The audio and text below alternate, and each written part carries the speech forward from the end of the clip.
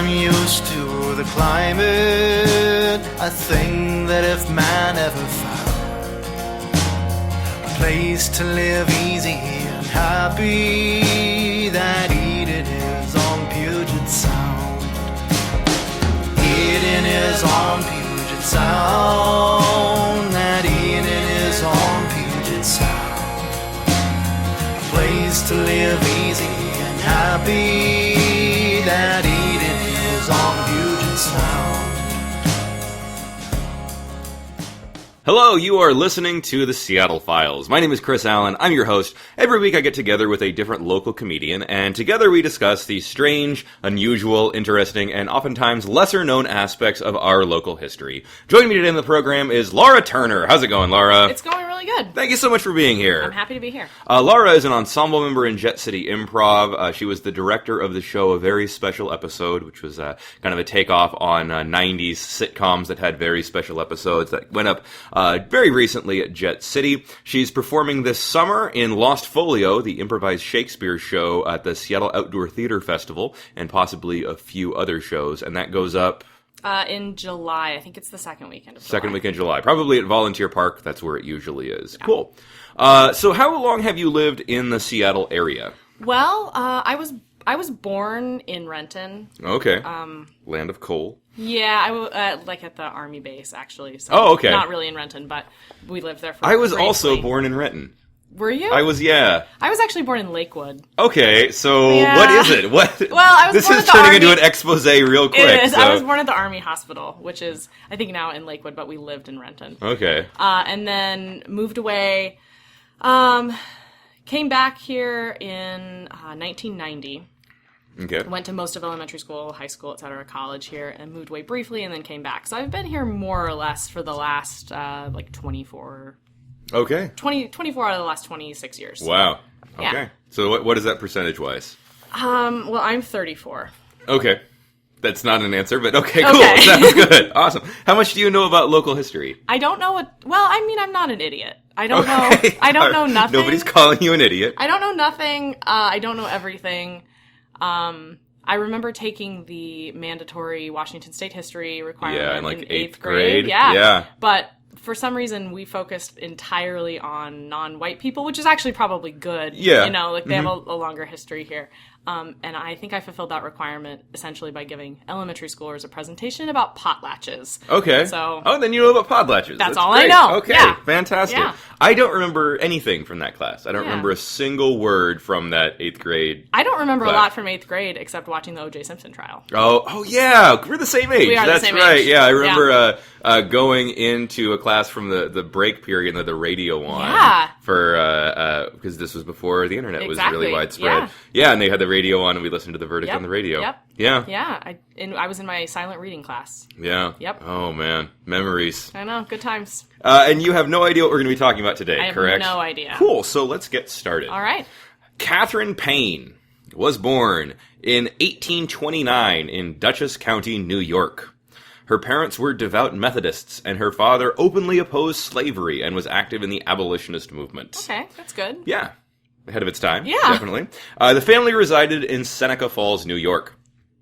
The Methodist family were firm believers in equality for all. In July of 1848, a group of 200 women and 40 men met in Seneca Falls. Uh-huh. It is widely considered the first women's right organization meeting. Okay, but this is taking place in New York, right? This is in New York, yeah. All right. Mm-hmm. So we're in the other coast. That's far from here. It is far from here, yeah. All right, but cool. The group created and signed a document called the Declaration of Sentiments, and one of the youngest signers was 18-year-old Catherine. Oh. Catherine Paine.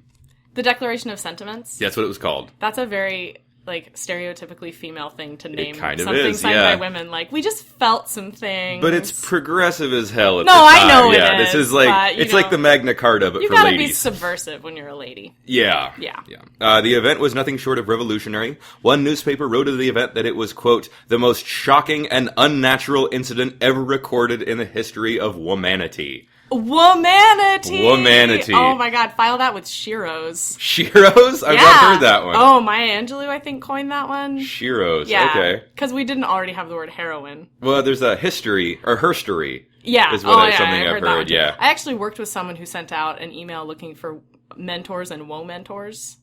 Oh, that's interesting. It was terrible. And how you get your male delivered, but you don't get your female delivered. Well, yeah. You shouldn't get your female delivered. Yeah, that's true. Okay.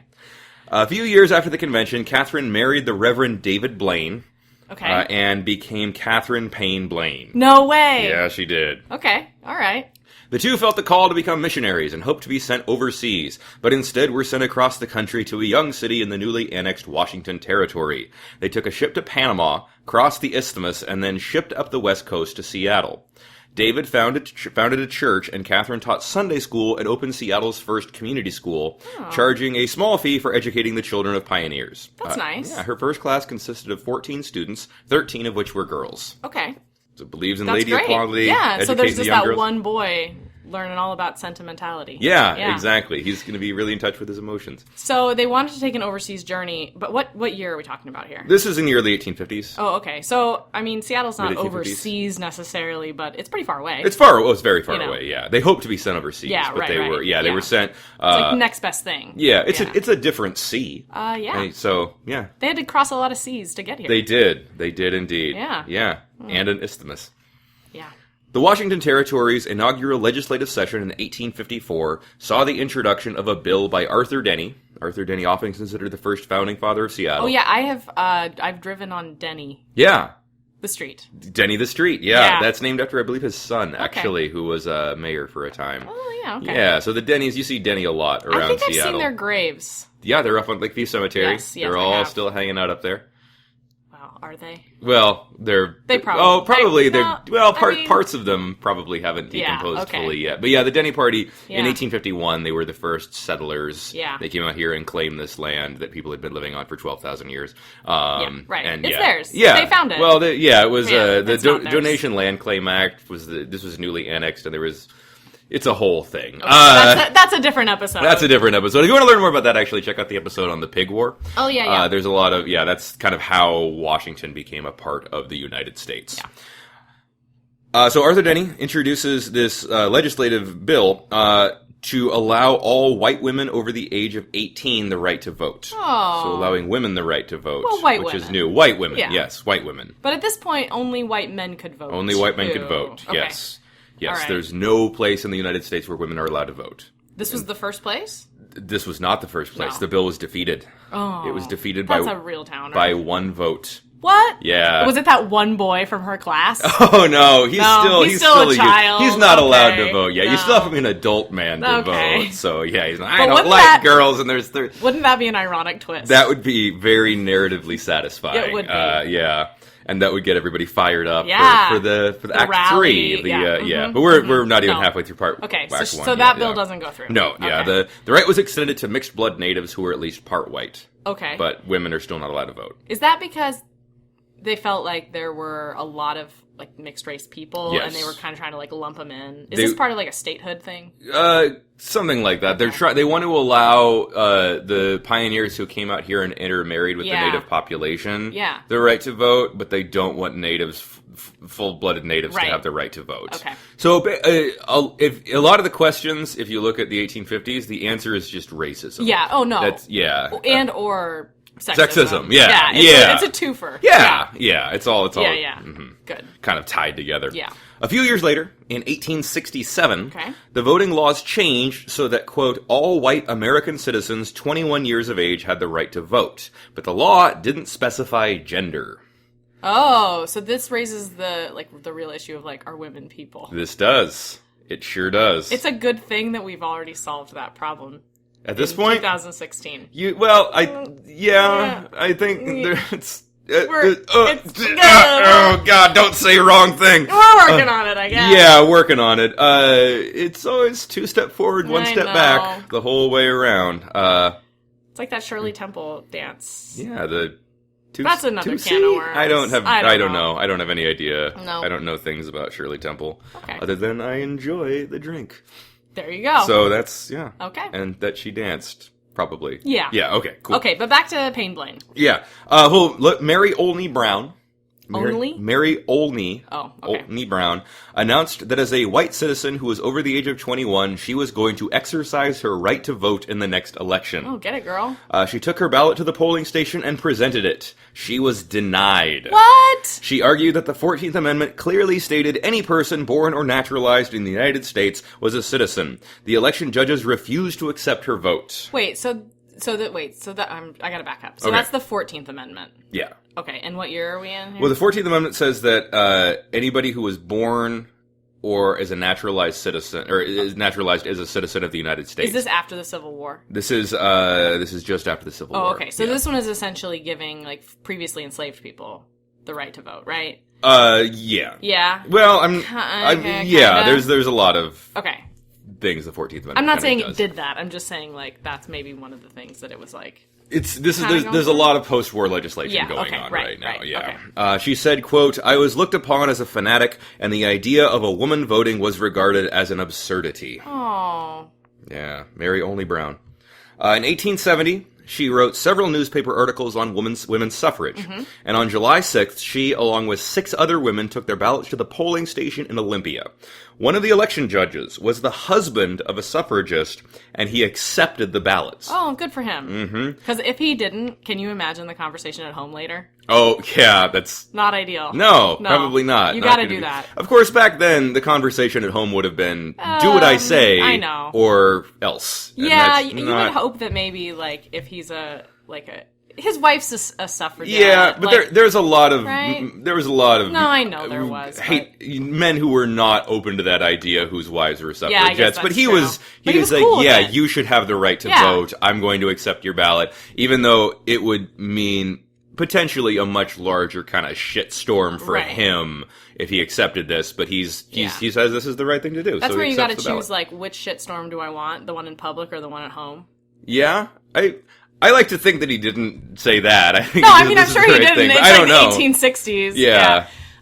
Okay. Yeah. Yeah. I gotta say, too, like, those 6 women, that's a brave thing to do. Oh, yeah. Oh, yeah. Just walk down there and be like... This is a bold thing to do. It is. Yeah. I'm proud of those women. Yeah.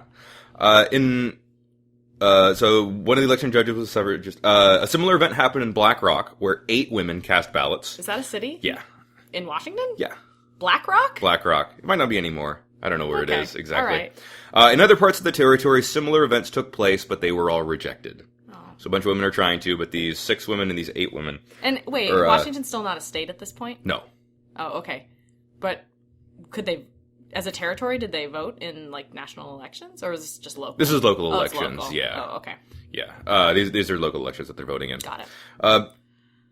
The 15 votes cast by women in 1870 counted toward the election, but they were the first official votes by women in Washington. Oh, cool. In 1871, suffragette Abigail Scott Dunway of Oregon talked Susan B. Anthony. Hey! Yeah. I remember her name from the silver dollars? Yeah. Yeah. They got replaced with the Sacagawea dollars now. Yeah. Which I always thought was really kind of a screw you that we only put women on money we don't use. Yeah. Yeah. Yeah. But now, Harriet Tubman is going to be on the 20. Which means that I guess we'll just have to stop using the 20. No, I'm just kidding. Oh, okay. I was just... That was a humor joke. It was a humor joke. Okay. I'm excited about that. Yeah. And I think they're putting some women on the back of the 5 or the back of the 10 or something like that. Something? I don't know. Yeah. Yeah, I think it's going to be like 20 years, though, before that gets implemented. It will be. But, so. Yeah. So she talked Susan B. Anthony into going on a 2-month, 2,000-mile lecture tour of the Washington and Oregon territories. At her Seattle appearance, it was written by the Weekly Intelligencer, quote, "In handling the subject of women's equal right with the sterner sex to the ballot, she brought to bear every salient argument in its favor, showing in a conclusive manner that women's condition in life would be really improved and her sphere for usefulness much enlarged when accorded equal privilege was with men. Miss Anthony makes no pretensions to eloquence or oratory, but she is nevertheless a pleasing and forcible speaker." Wow. I don't want to rag on the media. I don't want to rag on the print media. Okay. But I feel like newspapers in the past were smarter than newspapers now. There are still newspapers now? Well, no. Yeah, there are, because my parents get it. But, like, you would never see words like that. No, you would never see the word salient in a newspaper. USA Today is not using these big words. You would see a woman walks up to a microphone, you won't believe what happens next. Yeah. like 20 memes to blog about. Yeah, exactly. This a woman equal to a husband? Question mark. Click to and find then out. it would be that like laughing dog. Yeah, the dog. Yeah. Her detractors wrote of the same speech she was, quote, a revolutionist, aiming at nothing less than the breaking up of the very foundations of society and the overthrow of every social institution organized for the protection of the altar, the family circle, and the legitimacy of our offspring, recognizing no religion but self-worship, no God but human reason, no motive to human action but lust. They weren't wrong about the beginning part of that. I think they went a little off the rails there. But, like, Was she was saying- a revolutionist. She was, yeah. She was trying to overthrow some things. Yeah. No motive, human action, motive but lust. Yeah, exactly. Well, that's where I think they kind of went off the rails. No God but human reason. They're trying to throw out God by giving women the right to vote. Yeah. That's a thing, yeah.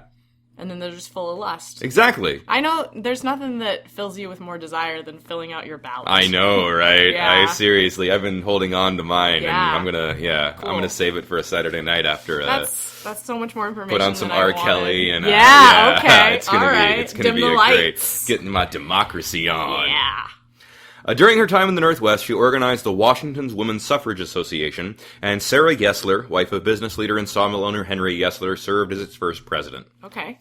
I have also heard that. I've also driven on that road. The Yeslers were crazy. Okay, They had a very open relationship. Cool.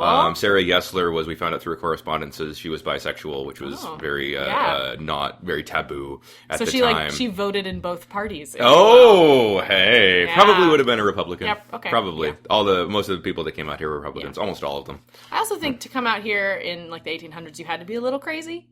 Yeah. Like I'm willing to fault people for being a little crazy back then. To just like look around, you live in like Boston or New York, and then you're like, let's just throw it all to hell.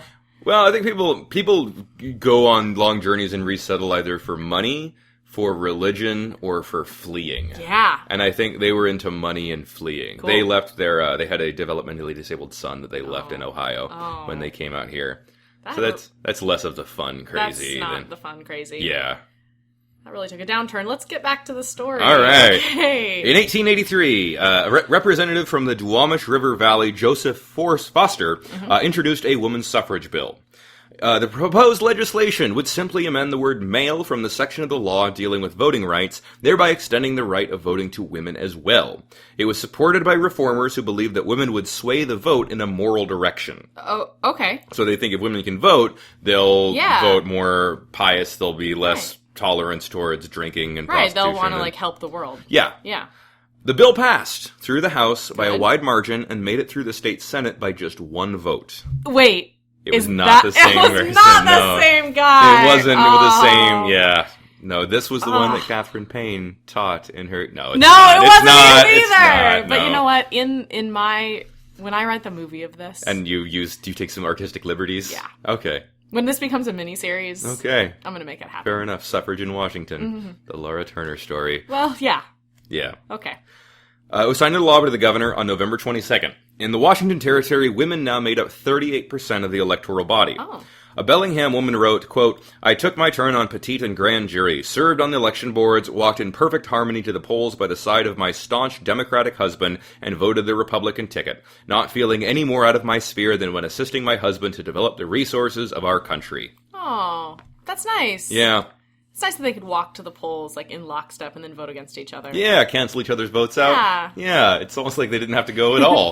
Well, that would have defeated the purpose of getting the vote. Yeah, well, I mean, yeah. Yeah. But this is exactly what happens, you But know? if there's A 30 man loses his right to right? democracy because his wife just cancels him She out. stole my freedom. Yeah. So 38% of the voting population is women. Is that because there were more single men out here? Or Oh, yeah. Yeah, there were definitely more men than women. Okay. There's some conflicting sources. The 1860 territorial census says that men, there's certain parts of the territory that say men outnumber women 10 to 1. Oh. Here in Seattle wasn't incorporated until 1869, but it would have been part of Thurston County, and it was 3 to 1 in our area. So, all right. Yeah. So there's a lot, not a lot of opportunities for women on the frontier. Yeah. So not a lot of women came out here unless they came out with their husbands, fathers, or As a prostitute. I've heard the Seattle Files before. Okay. I All know. right. There's a lot of that going around. Yeah. The law was challenged, of course. Okay, yeah. One argument was that if women were allowed to serve on juries, their minds would be polluted by lewd and lascivious stories that would taint their womanhood. Yep. This was packaged as a legal claim and taken to the state Supreme Court, who in 1887 deemed it unconstitutional for women to serve on juries. Wow. So they could vote, but they couldn't serve on juries. Even if a woman was up on the the defense, right? Like a woman was being prosecuted, women were not allowed to serve on juries. No, not at all. The legislature put that into law the following year. Wow. So women can vote, but don't have full. Yeah, they don't really. Yeah. One of the women who was present a few years earlier to hear Susan B. Anthony speak was Mary Kenworth. Okay. Kenworth was from Illinois and had crossed the Oregon Trail with her husband to settle in the Northwest. She became active in the suffrage movement and would grow to be one of its most vocal leaders. Wow. In 1884, there was a contentious battle for mayor in Seattle. The central argument on each side had to do with the notorious Skid Row district south of Yesler Way. Oh, yeah, everything south of Yesler Way. A mess. It was just a mess. It had been called the restricted district, and at this time, they were using the term the lava beds. Oof. Yeah. At this point, it's still this is pre the fire, yeah, right? Yes. So it's all kind of swampy. Yeah, right? yeah. Mm-hmm. Okay. They've started, they've started some regrading. They've started filling stuff in at this point. It's kind of gross. Yeah. There's drainage issues. They're filling a lot of the potholes in with sawdust. Oh. So there's a lot of soupy kind of streets. And so maybe that's probably where that name comes from. The lava. The lava beds? Yeah. Well, it used to say you were going down on the sawdust if you were heading down to that side of town. Oh, okay. So there were two parties running in this election for mayor, the People's Ticket and the Businessman's Ticket. Oh, okay. I like that. Yeah, it's very cut and dry. Yeah, it is. Laying it all out there. Yeah, so which side do you think is on who? I think, wait, you mean which side, who do I think's on which side? Who do you think the suffragists are on? I'm going to say that they're probably on the people's side. They are on the people's side. You're okay. right. Yeah, the People's Ticket sought reform. They wanted to shut down the saloons and the brothels down at the lava beds. Uh-huh. They were pro-women, pro-labor, and anti-alcohol. They were pro-women unless you were a sex worker. Yeah. I mean, that's a contentious. It's right? it's a complicated. It's not like you're being question. treated well if you're a prostitute in 1890. Well, there's a small minority of high-end brothels, right. And then there's a whole lot of really shitty ones. places that you would not. I mean, I don't know if you'd want to work at any of them, but you probably wouldn't. Yeah, but if you were in a high-end place, you would be treated well. You would, there's a possibility that you end up marrying one of your clients. Oh, okay. That definitely happened. But if you were on the street, happened? Oh yeah, and especially in the early I guess if there's not a lot of 60s, women, not a lot of women. Yeah, that definitely and one happened. Of them was particularly comfortable. Yeah. I've heard. I've not found this backed up, but I've heard that if you were on the street, your life expectancy was about 2 years. Oh my god! And that if you were in a house, your life expectancy was about 7 years. I do not want to make this parallel, but that is really similar for house cats versus outdoor cats. Oh, okay. If you're an outdoor cat, your life expectancy is 3 years. Okay. And if you're an indoor cat, it's 9 or 10 plus. If you're in a higher end establishment, though, you're treated better. And some people just get out. Some people would go make money, get out. Yeah. This is also post Civil War, so Civil War widows would go work on the frontier as prostitutes and then save money and come back. And, yeah. Okay. But prostitution it's a big issue, big deal. The People's Party argued that the Businessman's Ticket. Argued that Seattle needed to be attractive to outside business investors and wanted to create an appealing economic climate. I can guess where they fell on the prostitution issue. They were for it. Yeah, for looking the other way. Now, because I have heard this show before, is this sort of a lead up to the Open City, Closed City? This is right in the heat of it. This is right in the heat of it. Yeah, so there's the Open City, Closed City stuff kind of starts really as soon as Seattle starts about what to do. It starts getting that terminology. I'm not sure people are using those terms at this point, but probably. But it's the same. It's a big, there's a good 40, 50 year stretch where people are using Closed City, Open City. Their candidate was John Leary, the businessman's candidate, a lawyer who had a controlling interest in the Seattle Post and half owner of the Spring Hill Water Company that provided water to Seattle from the Cedar River watershed. Okay. Mary Kenworth described Leary as the candidate of alcohol and aqua pura. Okay. Well, she's right. Yeah. Mm-hmm. Rhetoric was thrown back and forth. Kenworth called the businessman's ticket, quote, our dog salmon aristocracy. Wait, like dog, comma, salmon? Dog dash salmon. Dog salmon. Dog salmon. Yeah. Is that a thing? Yeah. What is that? I don't know what that means. Oh. I think dog salmon are like not good salmon. I'm not sure. Oh, okay. Like dog, like chum. It's dog an meat. insult. Yeah, okay. yeah. I thought it was like they have like I'm thinking like hunting dogs. Oh, like a salmon dog. Salmon fillet. Okay. So I'm thinking of some sort of like beautiful manor home full of dogs and salmon. No, that's not what we're talking she's about. saying he's a dog salmon. Got it. Yeah. Okay. Leary won the election, Ugh. but the message was clear. Women would not be using their right to vote, quote, quietly participate in democracy. They wanted their voices heard and were willing to do what they could to disrupt the status quo. All right. Yeah. The political tide was swinging quickly. By percentage of the population, more women than men were voting in elections. Wow. And the women were voting for moral reformers. But there are still fewer women, right? There's fewer women, but so by more percent, of them are showing up to vote. more women by a higher percentage of women than Yeah. the percentage of men are showing up to vote. Right. So more men are still voting. Oh, I see what you're saying. But of the, so more Okay. women by percentage Yeah. than men. They were voting for prohibitionists. They were voting for politicians who would crack down on prostitution and gambling, and this was viewed as a dangerous threat on the frontier. Yeah. Those who sought to repeal the right of women to vote found an ally in an unlikely source. One of the very women who received the right in the first place. Uh-oh.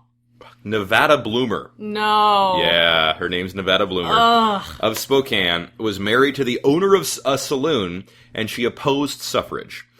She made arrangements with election judges in a municipal election to have her ballot rejected so she could sue them. Oh, girl. So she said, I'm going to hand in my ballot, say you can't vote because you're a woman, I'll file a lawsuit into you, and then we can put it into court to challenge the legitimacy of the law. That is so sneaky. It's brilliant. Okay. It's a smart plan. It's a smart plan. Devious and on the wrong, wrong side yeah. of history. Oh, yeah, yeah. Okay. But it's a really smart thing to do. Yeah. I think it's also highly illegal. Yeah. But her name is Nevada, so Nevada Bloomer. Yeah. Ugh. It went according to plan. She presented her ballot. They refused to take it on the grounds that she was a woman, and she filed a lawsuit in order to challenge the legitimacy of the law. The trial went into the courts and rose all the way to the state Supreme Court, who ruled that the suffrage law was not valid because Congress had not given U.S. territories the right to allow votes for women. No. Yeah. Oh, no. So it was overturned. So they had that brief moment. 5 years. Ugh. Local women were livid. I'm livid. Yeah. Yeah. The whole thing had been a political maneuver with both the plaintiff and the defendant in cahoots in order to use the courts to overturn the law. Suffragists raised $5,000 to fight the ruling. They appealed to the U.S. Supreme Court. $5,000? That's a lot of money back then. That's a lot of money back then. The problem with appealing to the U.S. Supreme Court was Nevada Bloomer was the plaintiff. And she had lost, but that's exactly what she wanted. Oh, so she wanted to lose again. She wanted to lose. So she didn't have any interest in filing an appeal. This is the worst. So they couldn't file an appeal on her behalf. Right. Because she didn't want an appeal, so they couldn't take it to the Supreme Court. So the law was overturned, and they were unable to appeal it. This is some shady business. It's very shady business, yeah. Without a plaintiff, there's no case. Yeah. So there's nothing we can do. Oh my gosh. Yeah. The right of women to vote in Washington had been repealed after just 5 years. It's really sad. It is really sad. So can you imagine if you were, like, let's say you were 15, you're like a 15-year-old girl, and you're like... Okay, hold on, let me go... You All there? right, I'm there, yeah. And you're like, you're sitting there in your like prairie gown and you're like sweeping the floor and you're like, someday I'm gonna get to vote. I'm gonna make my world a better place. And then you're 20 and then you're like, just next year. And then it gets shot down right then and there in front of you. You never had a chance.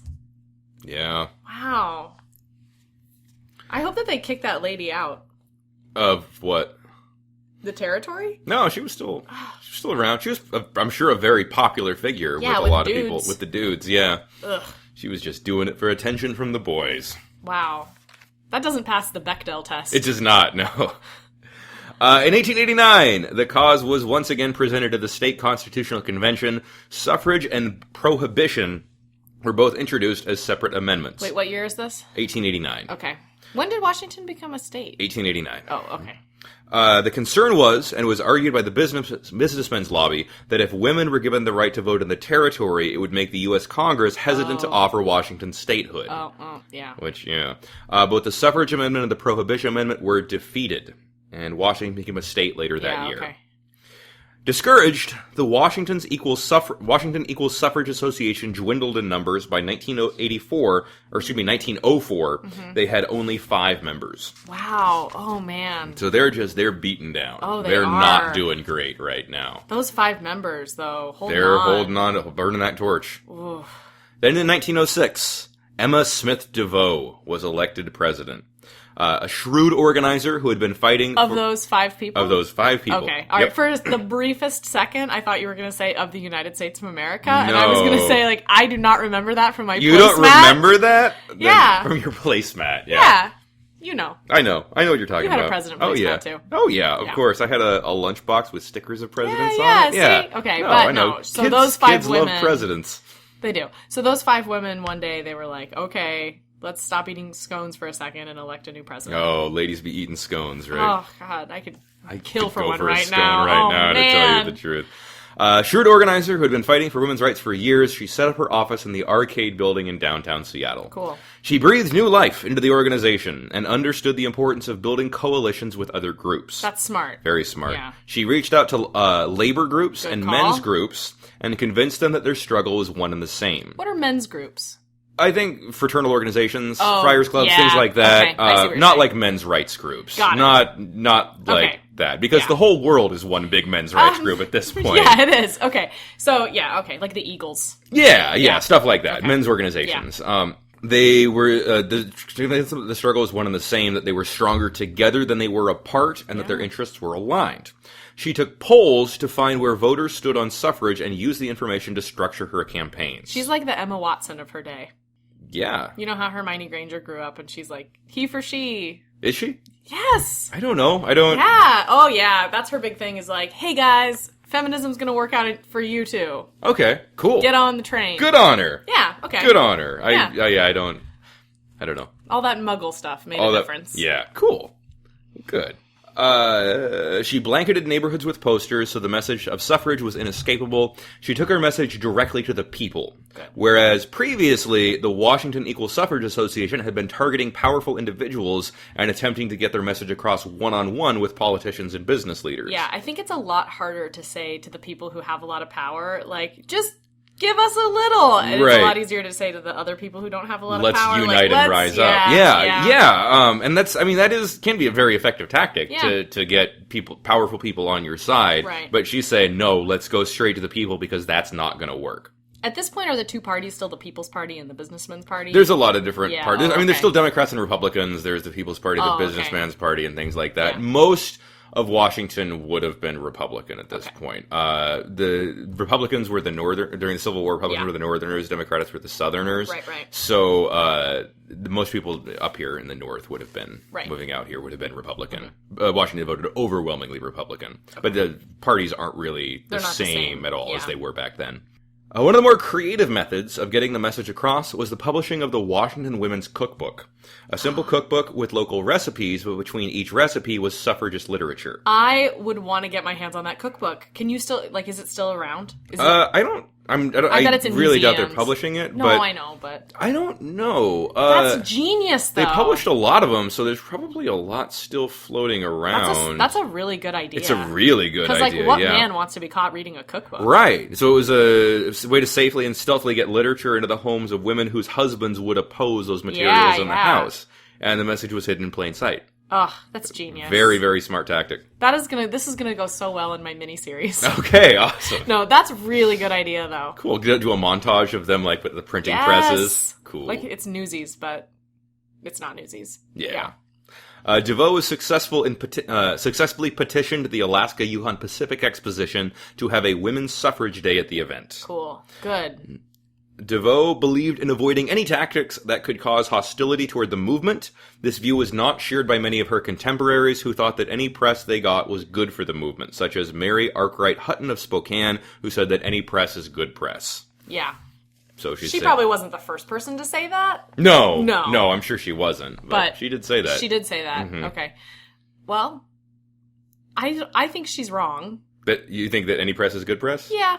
Okay. I think especially in this time period, if you're trying to, like, win the right to vote, you don't want a whole bunch of, like, naysayers slamming you. Right, but do you think that if you're out there, I don't know, doing things that are inflammatory and that could be harmful and could backfire to your cause? Could have people to say, well, I was on the fence about it, but now I see that they're doing X, Y, and Z, so... Yeah, I guess the word that I have umbrage with is any press is good press. Mm-hmm. Like, I think most press is good press. Okay. All right. Some negative press. So where's the line, Turner? Where's the line? The line is like... How far is too far? Just slander. Okay. I would draw the line there. Draw the line at slander. So, like, busting up cars and burning down buildings, that's fine, but... Yeah. Okay. Yep. That's what I think you're saying, at least. Yeah, I'm saying if they're being slandered in the media. Oh, if they're being slandered. Yeah, I mean, if people are like, well, they did these things and I just don't like them, that's fine. If people are like, oh, they did all these things that they really didn't do, I think that's... Got it. Tacky. Don't want to be tacky. Knowing that suffrage was close in Washington, national groups attempted to step in, but DeVoe and her team warded them off, saying they knew the terrain better and a local effort would be more effective in convincing men to support their cause. Yeah. In 1909, the state legislature put a referendum on the ballot to amend the state constitution and allow women to vote. The campaign went into full force. Posters were put up with quotes from Abraham Lincoln, Teddy Roosevelt, and Mark Twain, classics. who all supporters of the right of women to vote. Yeah. A statewide suffragist newspaper called Votes for Women was published. Wait, was TR the president at this point? No. 1909? I'm not... Let's say no. I'm not sure. Let's agree on I don't know no. Exactly. Everything before FDR gets muddy for me. Okay. Or everything before Hoover gets muddy for me. Yeah. Because I have a hard time remembering who was who in what year. I did my 3rd grade president report on Herbert Hoover because I was really into Annie. All right. Where is a president placemat when we need it? Oh my God! Because they have where the years it? underneath I know, the head. they do. So, All right. yeah. November 8th, 1910, the issue was taken to the men of Washington, who voted to grant women the right to vote 52,299 to 29,676. Oh, that's good. So it passes. That's great. Washington became the 5th state to grant such a right. Oh, wait. I guess I had thought that it was like the whole country at the same time. It was state by state. No, it's state by state. State by state until the entire country. So it's... We'll get to that in just a second. But Wyoming was the first in 1869 to give women the right to vote, and they were still a territory. Then Colorado, Utah, and Idaho. Okay. Oh, we're in good company. Yeah. There's a handful of other states. Okay. American Indians were still not given the right to vote unless they were less than half Indian until 1924. Oh. Yeah. Isn't that horrible? America! Yeah. We could have done so much better than that. Could have done so much better. Yeah. Over the next few years, more legislation passed in Washington granting pensions to widowed mothers and an 8-day hour for waitresses. Oh, that's good. Yeah. That's a long waitressing shift. It is. But it used to be than longer. 12, yeah. DeVoe went on to fight for women nationally, and 9 years later, the 19th Amendment was proposed on July 4th, 1919, and 10 years, 1920, the 19th Amendment passed. Yeah. Reading, quote, "The right of citizens to vote shall not be denied or abridged by the United States or by any state on account of sex. Congress shall have the power to enforce this article by appropriate legislation." And it was signed into law August 26, 1920. Oh, that's great. And in 1926, Bertha Knight Landis was elected the first female mayor of Seattle. Wow! That's really exciting. Yeah. That didn't take very long to jump on that. No. So Washington has only had, Seattle has still only had one woman mayor. One woman mayor, one black mayor, one Jewish mayor. It's only one for each of those groups. Yeah. Well, wow. Yeah. But no, so... That's exciting, though. State by state, people were granting rights, and then there was one... it's kind of like with gay marriage. How individual states were adopting it. And then when there was like a critical mass. Yeah, and same thing with prohibition. Yeah. A handful... Washington adopted prohibition several years before it was enacted nationally. Oh, okay. Yeah. Interesting. Well, way to go, women. Yeah. For getting that vote. Ladies are doing it for themselves. Yeah, they are. And feeling good about it. Participating in democracy. Yeah. And you know what's crazy is society didn't collapse. It didn't yet. It's so weird. Oh, that's true. It hasn't been 100 years yet. That's true. Maybe there's some sort of devil curse. You think that's... Wow. No, okay. no, I want to go on the record. You heard it here first. No, I don't think there's Turner a devil thinks curse. that allowing women the right to vote is, provides a devil curse. What if there was? Okay. Yeah. That's But just for the record, I don't think there's a devil curse well, on you've women's already suffrage. introduced the idea, so why? Well, wait for my miniseries. Okay, fair Great. enough. I will be watching it. Okay. What network are you going to put it up on? PBS. Oh, really? Okay. Yeah. It's going to be one of those then. Yeah. All right. Is it going to be a BBC produced? I'm going to try to get Ken Burns involved. Okay. Cool. So if you're out there.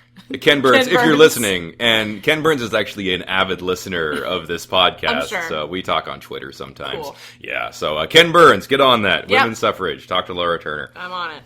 Well, thank you so much for listening to the Seattle Files. Thank you, Laura, for being here. Thanks so much for having me. If you have a topic suggestion you would like to hear an episode about, shoot me an email at theseattlefiles@gmail.com. If you're on Facebook, and you are on Facebook, like the Seattle Files. We're also on Twitter at the Seattle Files. The website is theseattlefiles.com. If you have time, subscribe, rate, and leave a review in iTunes. We're also available on Stitcher and a couple of other platforms. I'll be back next Tuesday with a new topic, a new guest. So thank you for listening. Be back next week. Thank you for listening. Be back next week. Thank you for listening. Be back next week. Thank you for listening. Be back next week. Thank you for listening. Be back next week.